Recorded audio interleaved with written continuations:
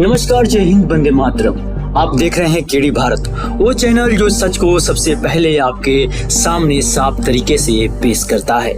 आज की कहानी सुनकर आपका सीना चौड़ा हो जाएगा, क्योंकि ये कहानी है भारत की ताकत, भारत की साझेदारी और भारत की नई पहचान की। दोस्तों, भारत किसी को छेड़ता नहीं, लेकिन अगर कोई भारत को छेड़ दे तो फिर भारत उसे छोड़ता नहीं। अब जरा सोचिए, अमेरिका के राष्ट्रपति डोनाल्ड ट्रंप ने क्या सोचा था।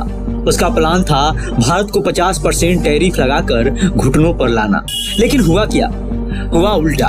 भारत ने ऐसा दांव चला कि अमेरिका और यूरोप दोनों दंग रह गए। जी हाँ, भारत ने दुनिया को दिखा दिया कि असली ताकत बंदूक में नहीं, दिमाग और स्ट्रेटजी में होता है। ट्रंप ने टैरिफ वार का खेल खेला। भारत चुपचाप बैठा रहा, कुछ बोला नहीं, लेकिन अंदर ही अंदर तैयारी करता रहा। और जब मौका मिला तो ऐसा वार किया कि दुनिया की महाशक्ति हिल गई। भारत ने रूस से सस्ते तेल खरीदा, उसे अपनी रिफाइनरियों से प्रोसेस किया और फिर वही रिफाइन ऑयल अमेरिका, यूरोप और पूरे दुनिया को बेच दिया। अब जरा हैरान मत होइए, क्योंकि भारत ने इस खेल में कमा लिए पूरे 5.25 लाख करोड़ रुपए।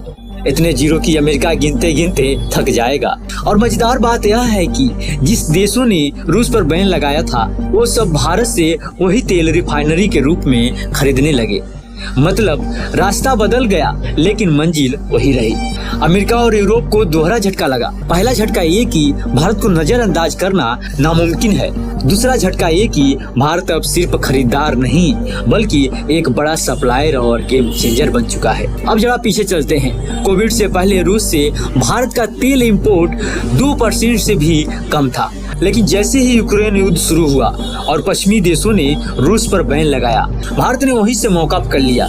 तेल सस्ते दामों में खरीदा और धीरे धीरे रूस भारत का नंबर 1 सप्लायर बन गया। आज हाल ये है कि भारत रोज करीब 5.2 मिलियन बैरल तेल इंपोर्ट करता है, जिसमें रूस की हिस्सेदारी 38 से 40% तक पहुंचती है। इराक और सऊदी अरब जो कभी बड़े सप्लायर थे, अब पीछे छूट गए हैं। अब जरा सोचिए, एक तरफ अमेरिका टैरिफ बढ़ा रहा था और दूसरी तरफ भारत रूस से सस्ता तेल खरीदकर उसे महंगे दामों पर दुनिया को बेच रहा था। सस्ती खरीद भी, महंगी बिक्री भी, दोनों काम एक साथ, यानी एक तीर से दो निशाना।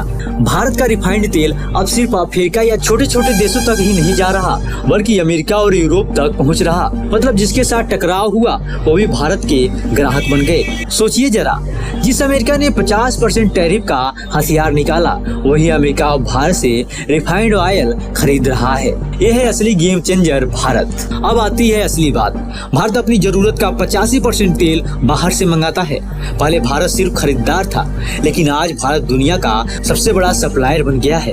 ट्रंप ने सोचा था भारत को झुका देंगे, लेकिन हुआ उल्टा। भारत ने अमेरिका को ही अपनी ग्राहक बना लिया। अब बताइए, असली ताकत किसके पास है? भारत ने दुनिया को दिखा दिया कि सबसे बड़ा हथियार बंदूक नहीं, बल्कि साझेदारी, कूटनीति और स्मार्ट स्ट्रेटजी होता है। भारत ने खेल बदल दिया और आज हर महाशक्ति समझ चुकी है कि भारत को हल्के में लेना सबसे बड़ी भूल होगी। याद रखिए, भारत पहले किसी को छेड़ता नहीं, लेकिन अगर कोई हमें बार बार छेड़ेगा तो हम छोड़ेंगे नहीं। यही है नया भारत का असली रूप। जय हिंद।